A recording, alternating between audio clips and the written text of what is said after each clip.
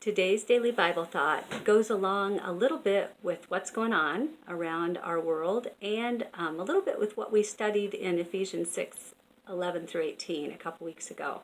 So if you remember those verses at all, or you can check them out yourself, Ephesians 6:12 talks about that we war against not flesh and blood. Our enemy is not other people. Our enemy is not other people groups. Our enemy is the enemy, the real enemy of our soul, the one that wants to steal, kill, and destroy, the one that wants to separate and divide us. So anyway, keep that verse in mind as we read 2 Corinthians chapter 10, verses 4 and 5.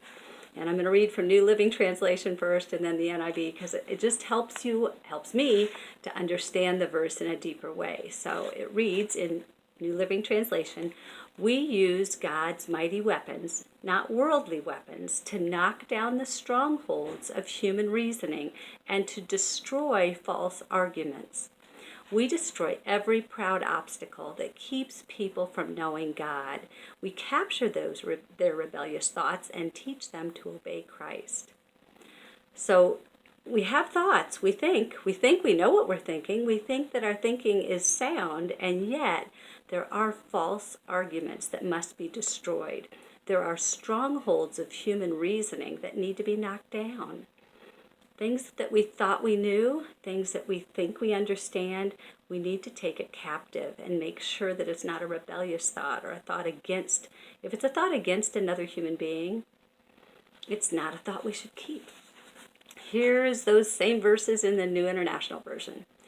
"The weapons we fight with are not the weapons of the world. On the contrary, they have divine power to demolish strongholds.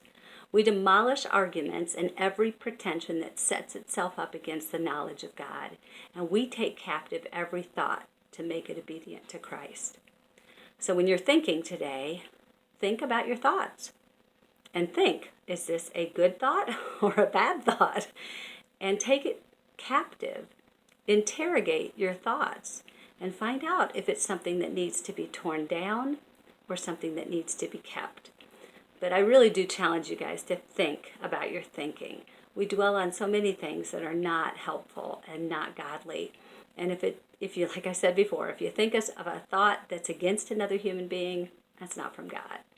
Evaluate your thoughts and trust God to give you good thoughts about other people and to recognize your real enemy.